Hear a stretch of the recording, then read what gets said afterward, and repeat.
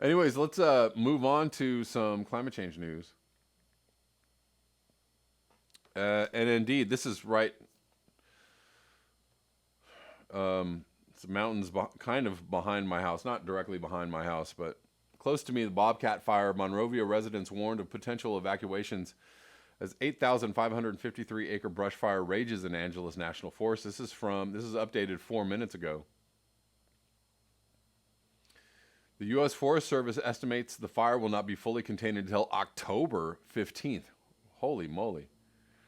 From Azusa, California, with Southern California's infamous Santa Ana winds in the forecast for Tuesday and a red flag warning issued through Wednesday, U.S. Forest Service fire officials have put some Monrovia residents on notice that they may be ordered to evacuate if the Bobcat Fire in the Angeles National Forest spreads south. The blaze has burned 8,553 acres at zero containment after breaking out at 12:22 p.m. Sunday near the Cogswell, in West Fork Day Use area of the forest. The U.S. Forest Service estimates the fire will not be fully contained until October 4th. That is wild. Luckily, there are not a lot of winds. It's very, very calm right now. Very low winds. I don't know about higher elevations. Could be different at higher elevations, but it seems to be relatively calm and cool here, the conditions right now. So hopefully that will help them get it under control. Evacuations were already ordered for residents and Angeles National Forest visitors from Big Santa Anita Canyon, Mount Wilson, San Gabriel Canyon, and Monrovia Canyon. So that's what's happening on an extremely local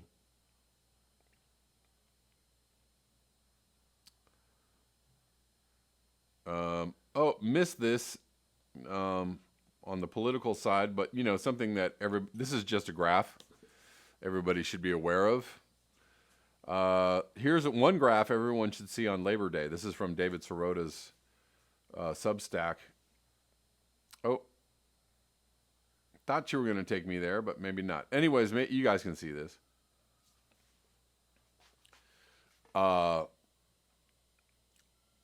So here is, around 1925, back, early 20th century, early 1900s, share of income going to the top 1%, here very high, 40%.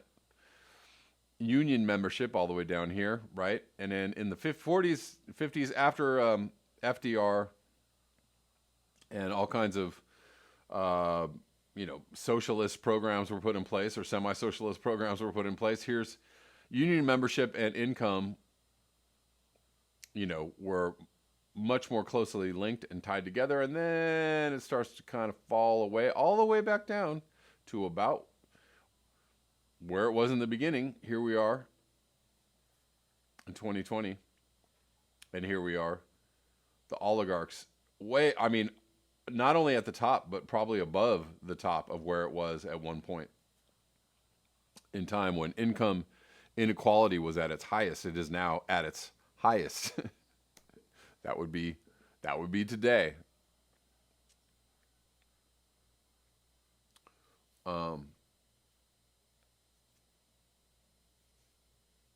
Lightning Rod, hello from Thunder Bay. Hold on one second.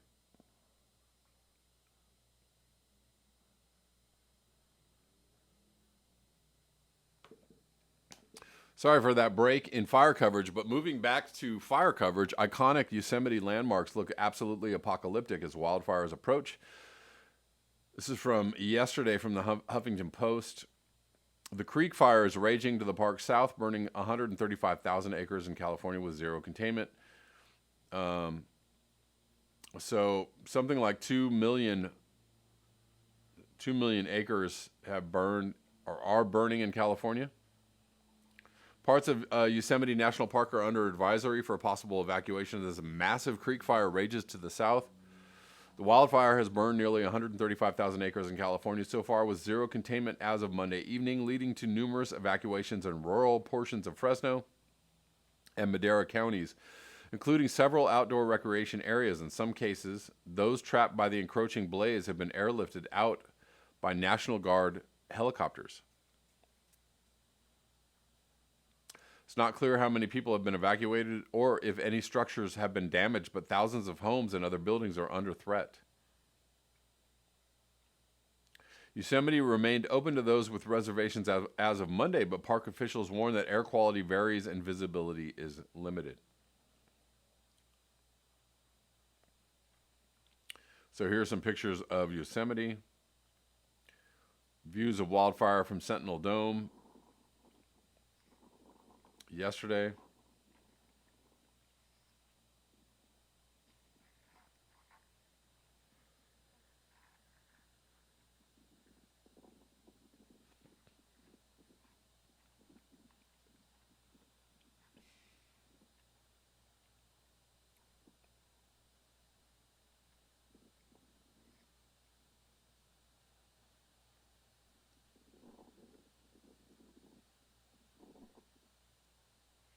Wow.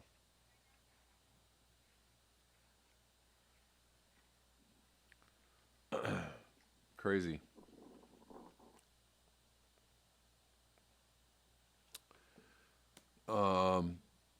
Yeah, so obviously fire situation is Anton Creyes says that's how it looks out here in the high desert. Yeah. Rich Diana looks like Mars. Yeah.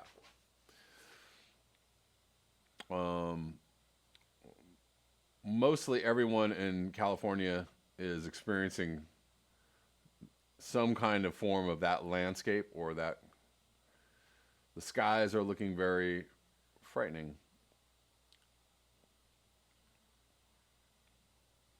Moving on, again, more extreme weather news. Mexico has just exceeded 50 C for the first time on record in the month of September.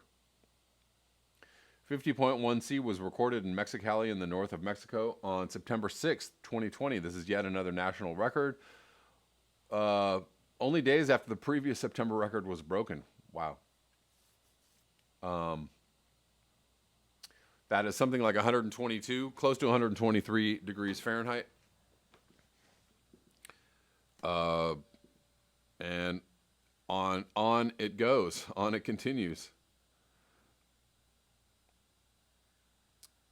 And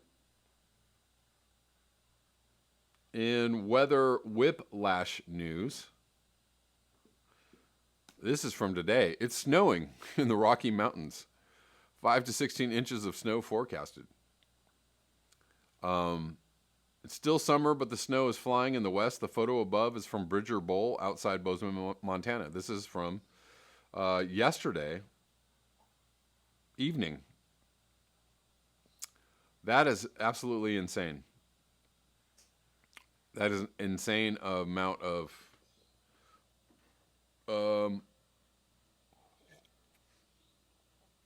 just over the top wild weather patterns. NOAA is forecasting 3 to 6 inches of snow in Denver, 6 to 14 inches of snow in the higher elevations of the Front Range. Winter will make an early arrival in Northern California tonight and Tuesday, as a strong cold front from central Canada will bring much colder temperatures as well as accumulating snow to the region. Temperatures will drop quickly behind a cold front this evening, with snow starting shortly after midnight over the higher mountains and foothills. Snow levels are expected to drop through Tuesday morning, with accumulating snow expected along the Front Range, I-25 corridor, and adjacent plains. Absolutely wild. Snow falling on trees that are still in full leaf may cause branches and limbs to break, resulting in scattered power outages. Roadways could become slippery and slushy in the mountains and foothills. The weather system is expected to weaken Wednesday, with snowfall coming to an end and conditions improving through the day.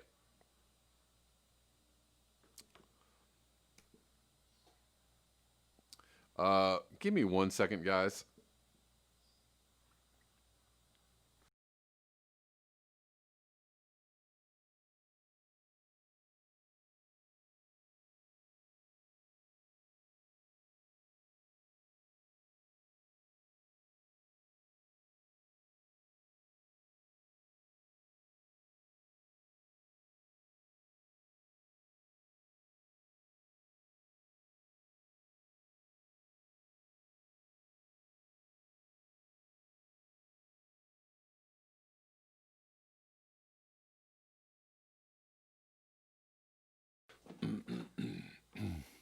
Okay, pardon me for the break.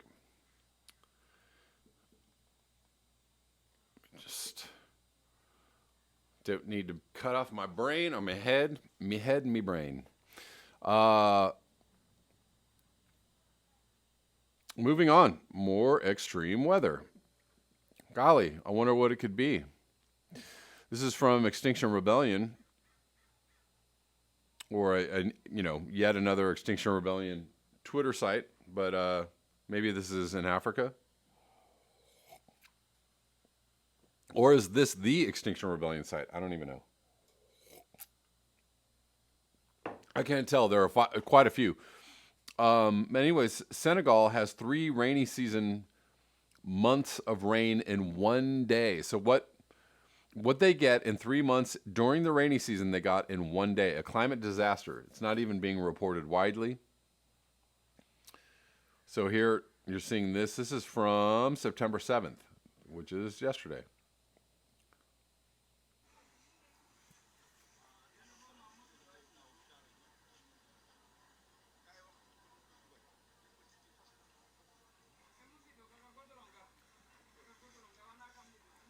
Pretty much absolute devastation. Um,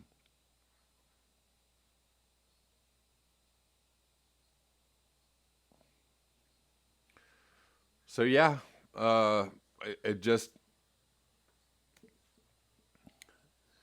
it seems we're in a season of climate extremes, and they just keep on coming.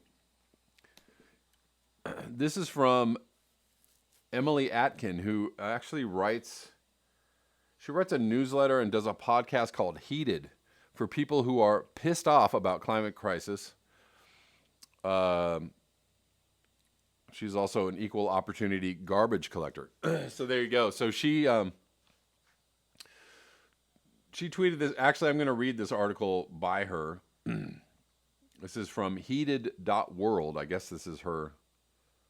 I think you guys can see this. I'm not sure.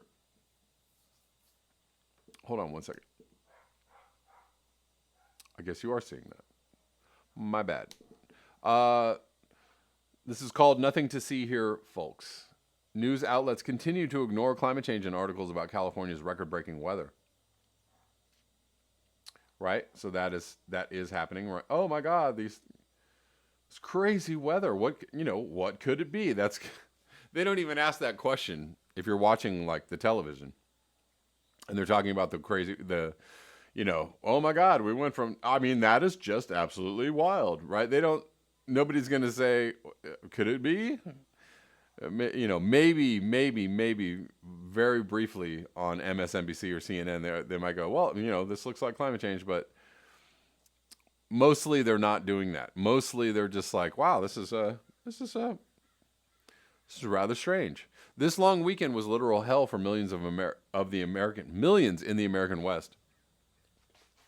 California, Nevada, Arizona, Oregon, and Washington are suffering from dangerous heat, wildfire, and smoke unlike they've ever seen. Scientists attribute the unprecedented intensity of these events to human-caused climate change. Greenhouse gas emissions have made the atmosphere in these areas much hotter and drier than it used to be.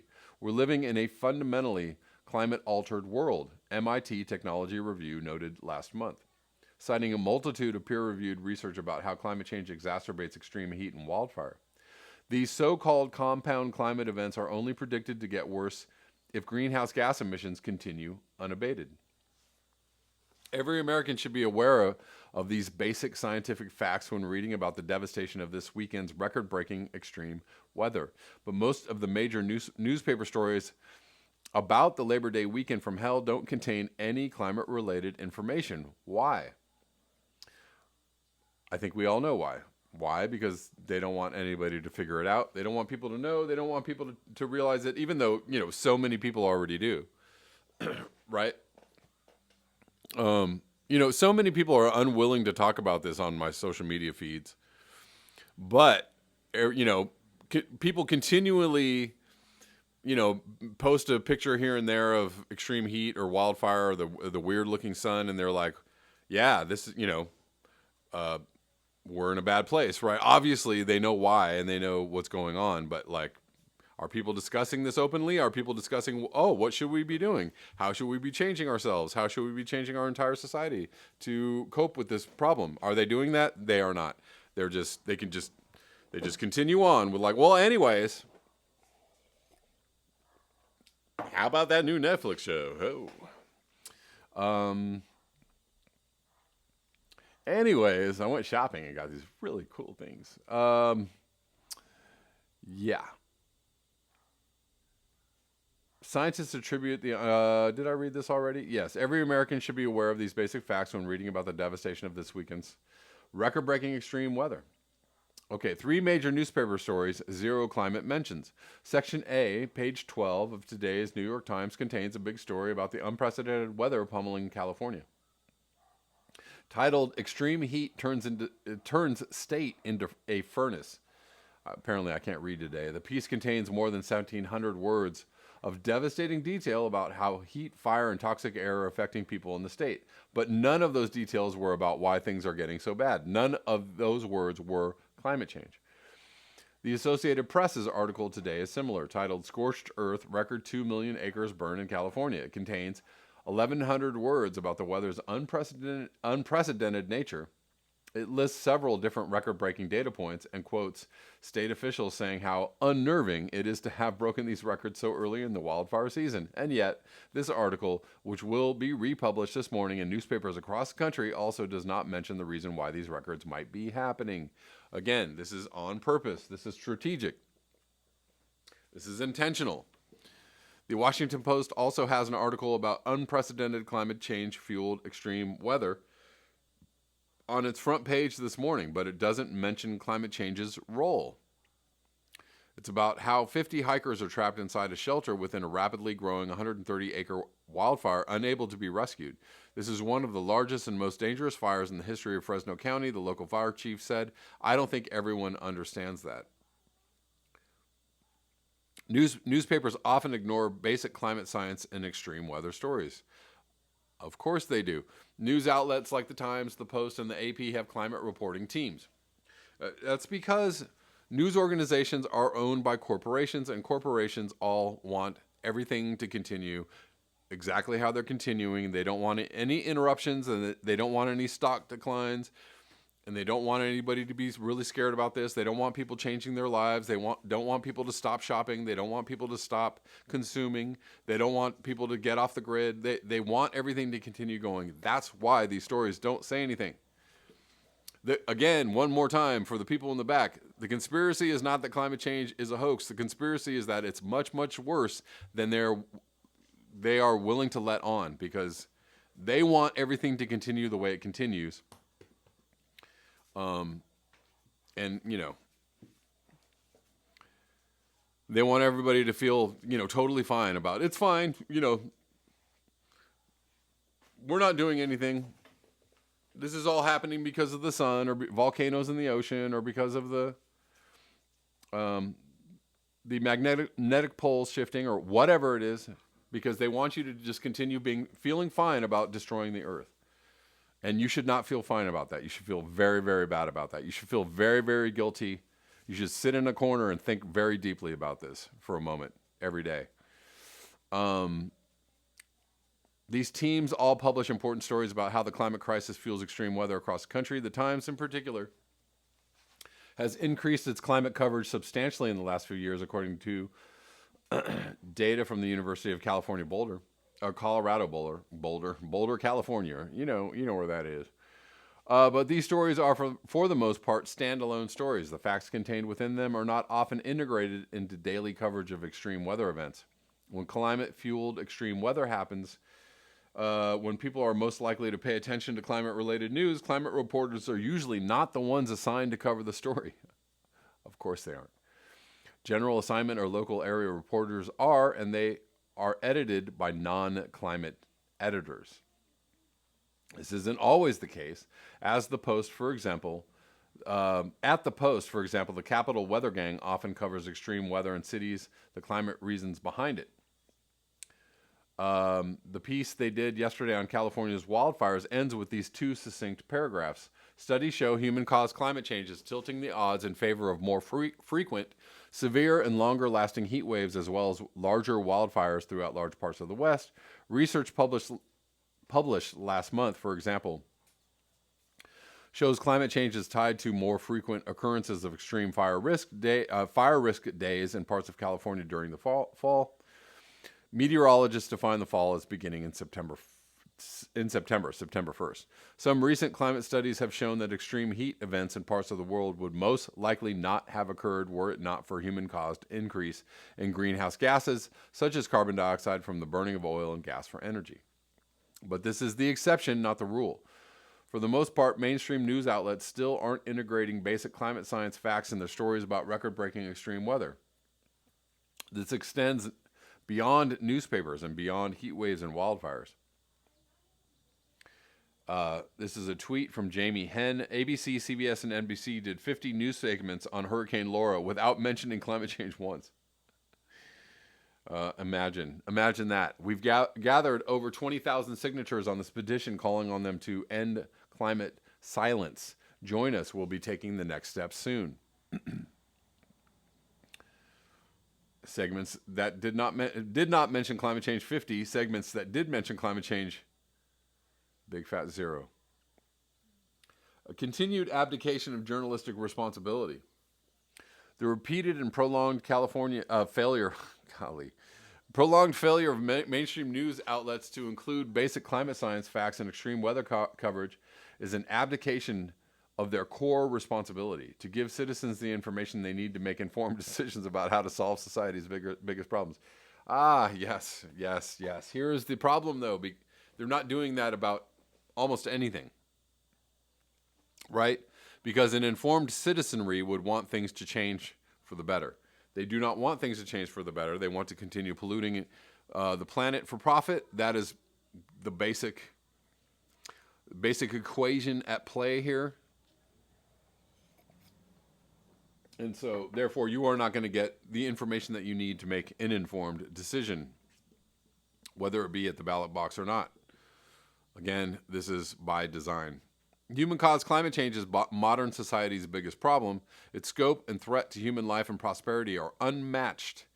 Climate change is already exacerbating every single one of society's existing problems: racism, income inequality, war and conflict, and the pandemic, among others. Left unchecked, it will continue to worsen all of these problems. Scientists say it will cause more deaths than all infectious disease combined. To solve this problem, citizens need every single one of the 5 journalistic W's: the who, what, when, where, and why. When it comes to coverage of unprecedented extreme weather, our mainstream news outlets are regularly refusing to provide the why. The result is that readers believe that there is no explanation for the horrors playing out across their country, or this is totally normal.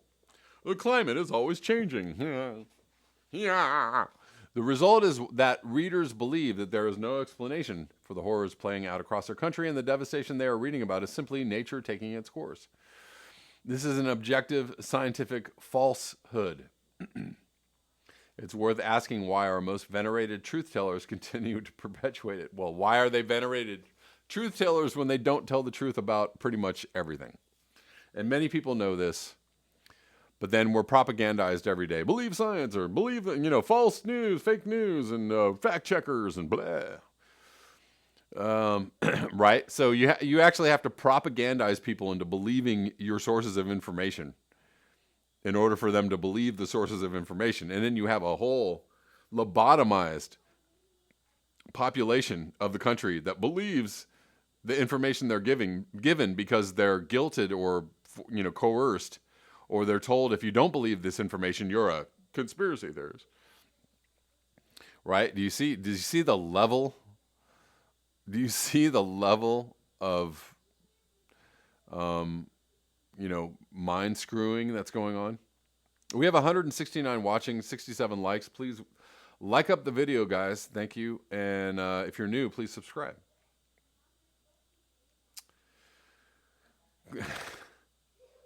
The climate is always changing. That's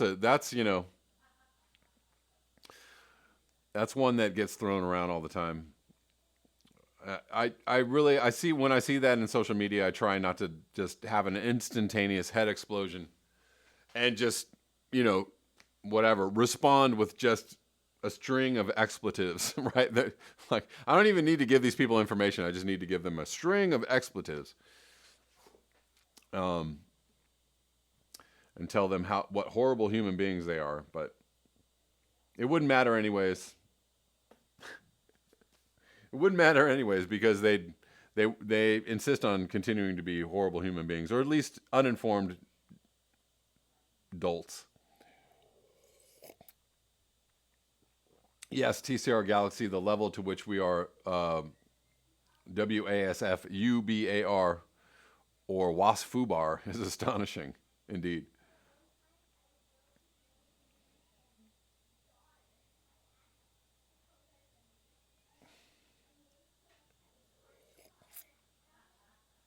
Jacob Gordon, the party is just getting started.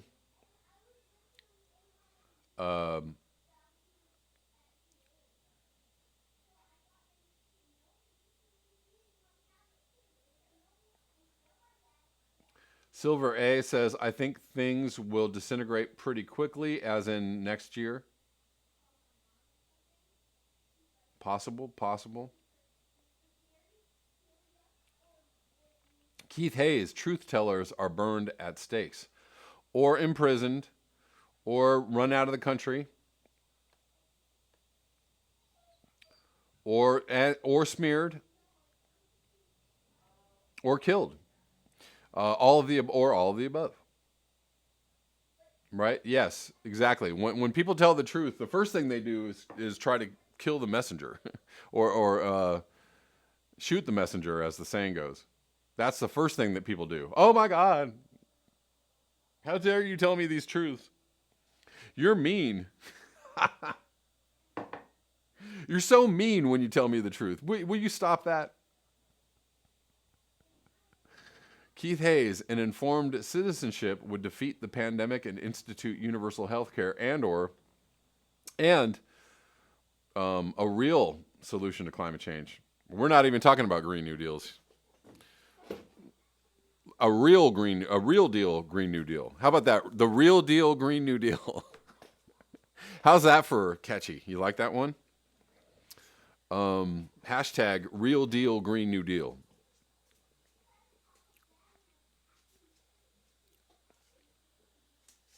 Or like Putin, they just poison the messenger. Sure.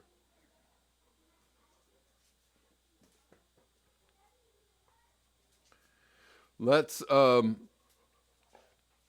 am Sweetleaf. The Bear Clan likes truth tellers, indeed. Indeed they do. That's why I like congregating with y'all here every day.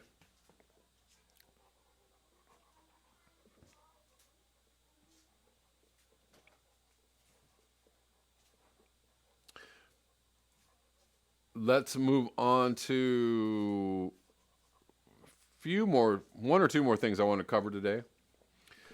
Here's something, very pertinent to the conversation. Something from Wired. This is from August 22nd this year. Solar panels are starting to die, leaving behind toxic trash. You don't say. Photovoltaic panels are a boon for clean energy, but are tricky, I like that word, tricky, to recycle. You mean you got to do some magic. You got to perform some tricks. As the oldest ones expire, get ready for a solar e-waste glut. Solar panels are an increasingly important source of renewable power that will play an essential role in fighting climate change. They are also complex pieces of technology that become big, bulky sheets of electronic waste at the end of their lives. And right now, most of the world doesn't have a plan for dealing with that. We don't have a plan for that. But we'll need to develop one soon because the solar e-waste glut is coming. By 2050, the International Renewable Energy Agency projects that up to 78 million metric tons of solar panels will have reached the end of their life, and that the world will be generating about 6 million metric tons of new solar e-waste annually. Lordy. While the latter number is a small fraction of the total e-waste humanity produces each year. Standard electronic, that's a small fraction of the total e-waste humanity produces. So this is just a part of the problem. Standard electronics recycling methods don't cut it for solar panels. Recovering the most valuable materials from one, including silver and silicon, requires bespoke recycling solutions. And if we fail to develop these solutions along with policies that support their widespread adoption, we already know what will happen. If we don't mandate recycling, right? You can't just like put a bin out there. You can't like, oh, please, would you just do the right thing? Run a commercial, just do the right thing and recycle. No, mandate as in make it law. And when you don't do it, you face severe repercussions. Many of the modules will go to landfill, said Arizona State University solar researcher Meng Tao, who recently authored a review paper on recycling silicone solar panels, which comprise 95% of the solar market. Solar panels are composed of photovoltaic cells that convert sunlight to electricity, if you didn't know that before. When these panels enter landfills, valuable resources go to waste. And because solar panels contain toxic materials like lead, they can leach out as they break down. Landfilling also creates new environmental hazards. Where do most things end up? In a landfill. Most solar manufacturers claim their panels will last about 25 years, and the world didn't start deploying solar widely until the early 2000s. As a result, a fairly small number of panels are being decommissioned today. PV Cycle, a nonprofit dedicated to solar panel take-back and recycling, collects several thousand tons of solar e-waste across the European Union each year, according to Director Jan Klinke. That figure includes solar panels that have reached the end of their life, but also those that were decommissioned early because they were damaged during a storm, had some sort of manufacturing defect, or got replaced with a newer, more efficient model. When solar panels reach their end of their life today, they face a few possible fates. Under EU law, producers are required to ensure their solar panels are recycled properly. In Japan, India, and Australia, recycling requirements are in the works, meaning they're not required. In the United States, it's the Wild West. With the exception of a state law in Washington, the U.S. has no solar recycling mandates whatsoever. Voluntary industry-led recycling efforts are limited in scope. Right now, we're pretty confident the number is around 10% of solar panels recycled, said Sam Vanderhoof, the CEO of Recycle PV Solar, one of the only U.S. companies dedicated to PV recycling. The rest, he says, go to landfills or are exported overseas for reuse in developing countries with weak environmental protections, and we all know what that means. Basically, very bad things. Even when recycling happens, there's a lot of room for improvement.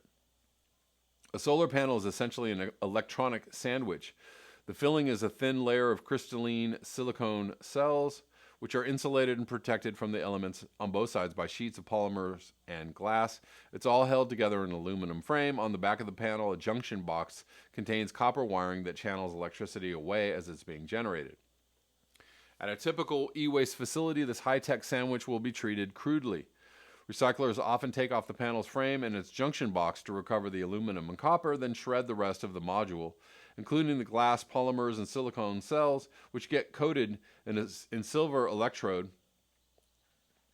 and soldered using tin and lead. Because the vast majority of that mixture by weight is glass, the resultant product is considered an impure crushed glass. Tao and his colleagues estimate that a recycler taking apart a standard 60-cell silicone panel can get about $3 for the recovered aluminum, copper, and glass. Vanderhoof, meanwhile, says the cost of recycling that panel in the U.S. is between $12 and $25 after transportation costs, which oftentimes equal the cost to recycle. At the same time, it's in states that allow it, it typically costs less than $1 to dump a solar panel in a solid waste landfill. We believe the blind spot in the U.S. for recycling is that the cost far exceeds the revenue. Meng said it's on the order of a 10-to-1 ratio. If a solar panel's more valuable components, namely the silicon and silver, could be separated and purified efficiently, that can improve the cost of revenue ratio. A small number of dedicated solar PV recyclers are trying to do this. Voila, which runs the world's only commercial-scale silicone PV recycling plant in France, shreds and grinds up panels and then uses an optical technique to recover low-purity silicone. According to Vanderhoof, Recycle PV Solar initially used a heat process and a ball mill process that could recapture more than 90% of the materials present in a panel, including low-purity silver and silicon. But the company recently received some new equipment from its European partners that can do 95+% recapture. He said, while separating the recaptured material is much better. That's good. My question is, why is this being left to the free market? This absolutely should be something that is subsidized and mandated by the federal government, subsidized by the federal government, as in it doesn't really matter whether it's, a money loser at all on any level. This should just be mandated. This should be done in a federal facility. It should be nationalized. The end. End of story. The end. That should be, absolutely part of any kind of Green New Deal or any kind of environmentally friendly transition, if that's where we're going to go, or where we're going to try to go or try to grow. Some PV researchers want to do even better than that. In a recent review paper, a team led by National Renewable Energy Laboratory scientists called for the development of a new recycling process in which all metals and minerals are recovered at high purity. That would happen if it were federally funded, with the goal of making recycling as economically viable and as environmentally beneficial as possible. So take out the economically viable part, because who cares? Who cares? Take out the economically viable part and just leave the environmentally beneficial part, because that's what sane people would do. That's what logical, sane people would do. As lead study author Garvin Heath explains, such processes might include using heat or chemical treatments to separate the glass from the silicone cells, followed by an application of other chemical or electrical techniques to separate and purify the silicone and various trace metals. What we call for is what we name a high-value integrated recycling system, Heath told Grist. High value means we want to recover all the constituent materials that have value from these modules. Integrated refers to a recycling process that can go after all these materials and not have to cascade from one recycler to the next. Anyways, there you go. That's the problem. I just gave you the solution. Me, little old me, I just gave you the solution. Nationalize the entire process. Do not, absolutely do not, on any level, leave it up to the free market to decide what is the best way to remove these things from the environment or recycle these panels. Absolutely not. Nationalize, subsidize the entire thing. Hey guys, remember to like, share, and subscribe, and you can support the channel at the links below, PayPal, Patreon, Square. Also, if you'd like to watch the live streams, you can watch the live streams on my Patreon channel. You can subscribe for as little as $1. So hopefully I will see you over there, and thanks so much.